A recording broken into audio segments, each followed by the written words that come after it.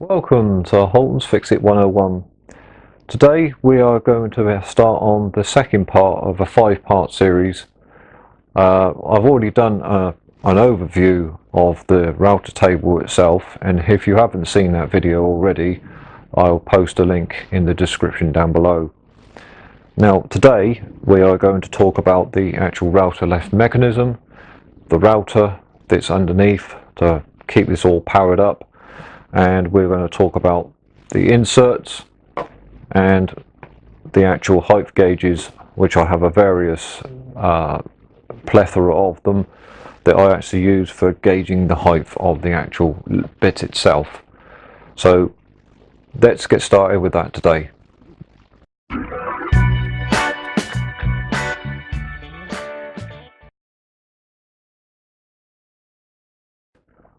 First off, let's go over some inserts that I have for the actual router table. I have one here that is very small in the hole in the center, as you can see. There's various ones with different sizes. These allow me to get quite close to the bit to allow it to skim over the top and not having such a great big hole in the top of the router table, as you can see. So these just slot in, and I have a U-spanner, as I call it anyway, that allows me to insert and take these out. So that is that. And I also have a router lead-in pin that allows me to work in to the actual router bit safely. This here is the actual winding mechanism for the actual router, and that slips into this hole here, and it allows me to wind the router up or wind it back down again to the desired height that I require. I have various height gauges. I have this one here.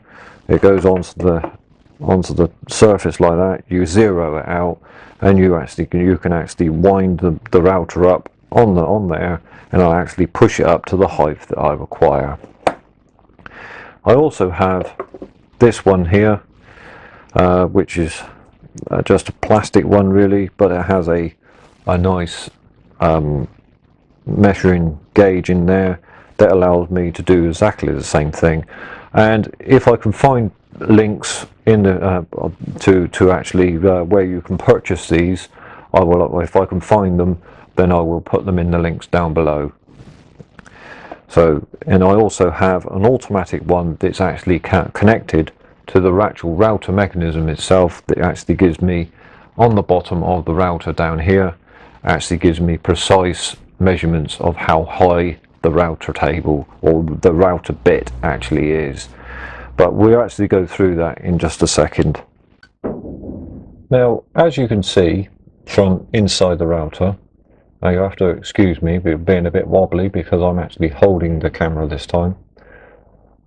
You can actually see that I have a Freud 1900 watt router, which is plenty powerful enough to using panel bits and assortment.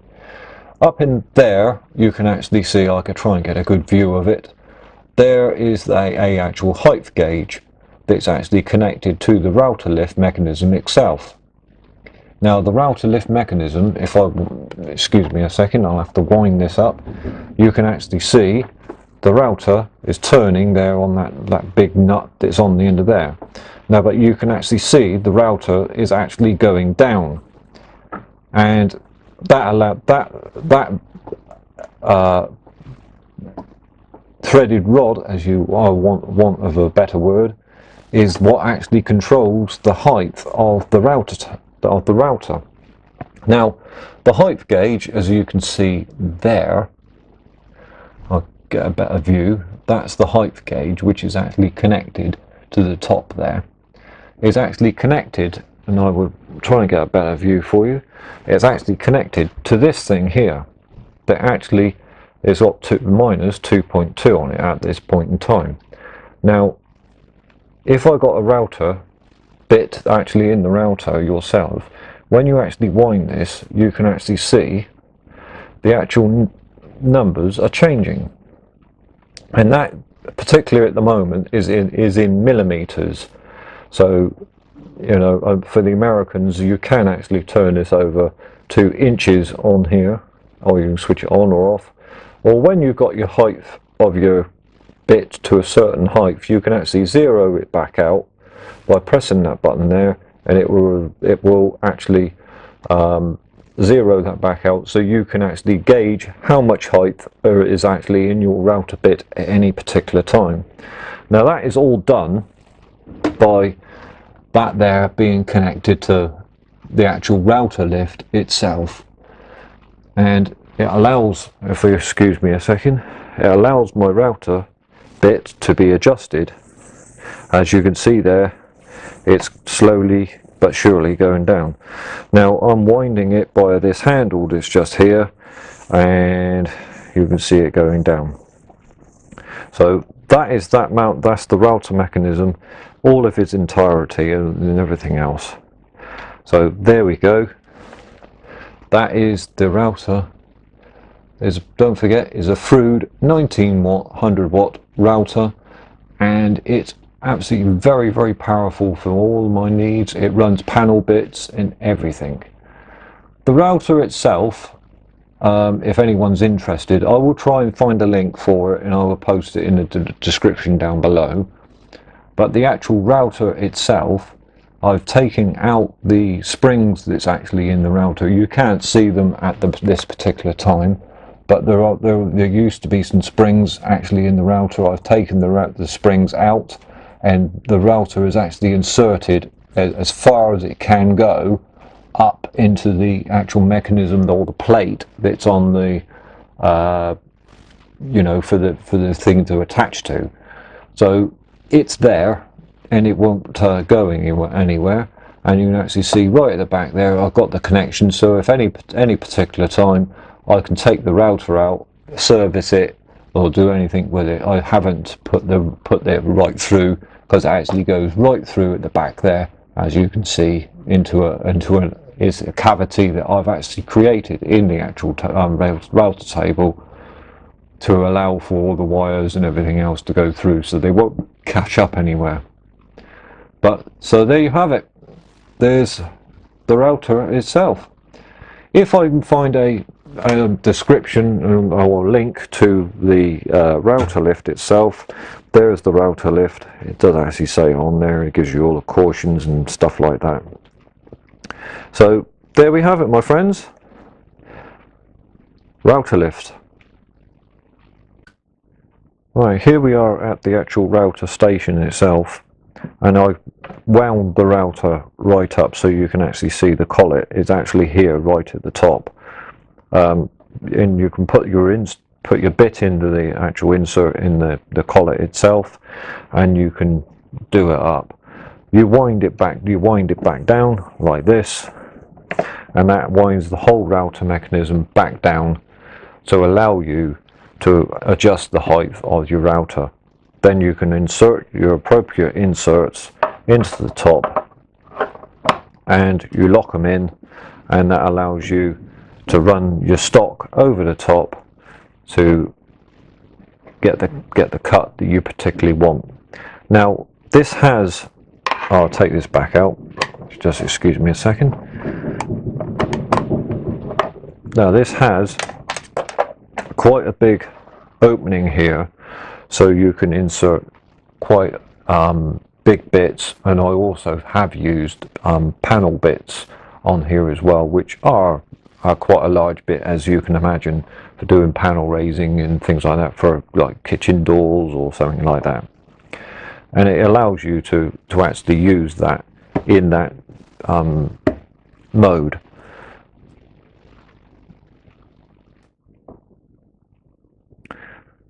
Now here we are at the top of the router table again, and I've got my spanner, and I've also got a bit out of my box. And what I'm going to show you is that the adjustment and the inserting of bits at the top of the router. So what we do is we stick the bit in and we give it just a quick turn on the collet, and I'll put my hand underneath, slide the slider along, because there is a slider that locks the actual router, as you can see here. It locks it in position. Take my spanner and I can do it up from underneath from above the router table, which is a great piece of kit to have. I'll put that over there, and as you can see, the actual bit is quite a long way above the actual where I want to be. So now I can wind it back down, and if I find the appropriate insert, I'll be able to slide the insert over the top and lock it in position. Now you can see the router is actually, the actual bit of the router anyway, is just poking above where I want to be. Now if I level this up, what I usually do is I just take my spanner like that and I put it over the top until the actual router bit, I shouldn't be doing this with metal, but it is, you know, I ain't scraping it a great deal, right? And here we are again. I'm more or less there at where I want to be with that's level now with the top. So I can take my router gauge here, I can put it like that. Now I'll be able to put it on top of the cutter itself, and I can look on here to actually see this one isn't working at this particular time, but because the battery is actually run out. But this, I'll be able to wind it back up and it will actually push this mechanism up and actually tell me what the height of this router bit actually is. The same goes for this one here. I can actually set my height on here, as I'll try and bring it a bit closer for you so you can see it. Set my height on here, so I'll be able to gauge what height I need the bit to be.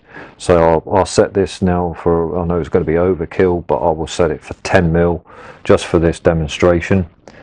And I can bring the router bit up, and soon as the router bit touches the bottom of the gauge here, I know that is 10 mil above the table. Obviously you wouldn't do your first cut into a bit of wood with 10 mil sticking up, because that's a bit overkill, and you end up damaging the bearings of the router trying to take off that amount of stock all at that particular one time. So that's those two height gauges. The next one I will actually show you as well. Hello, you'll have to excuse me, I've got a handheld again, but as you can see, I've leveled off the height of the router bit that's actually in the router, and now we'll go back down and I'll show you this height gauge that actually will give me plenty of height and everything else. It says there it's 166, so we know we have the router bit is actually level in here.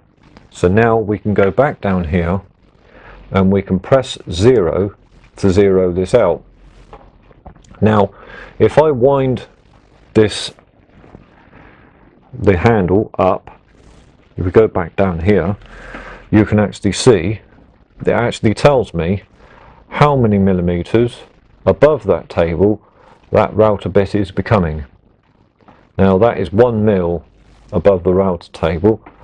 Now I can carry on and go round until I can get, there's 3 mil coming up, 4 mil. Okay, and I can actually set it quite precise, as you can imagine, just there. There's 5 mil above the table, and if I go over here, you can see that the actual router is 5 mil above the table of the surface. So that's a good way of gauging how much the actual router is come above the table, and very quick and precise. So that's that height gauge. So there we have it, my friends. the router lift mechanism in my router table. Now please remember that router table safety is very much a paramount thing when using router tables and router lifts. Please use your common sense and remember that the actual bits do spin at a very, very high speed, and if they are used incorrectly they can cause injury. So there we have it. Now all the links I will try and post in the description down below, including the one from the previous video, which is the overview or the complete overview of the router table itself. Now remember to if you like this video, just click the like button, but you know where the subscribe button is, so please subscribe to my channel and leave comments down below. That's all I can say. See you next time.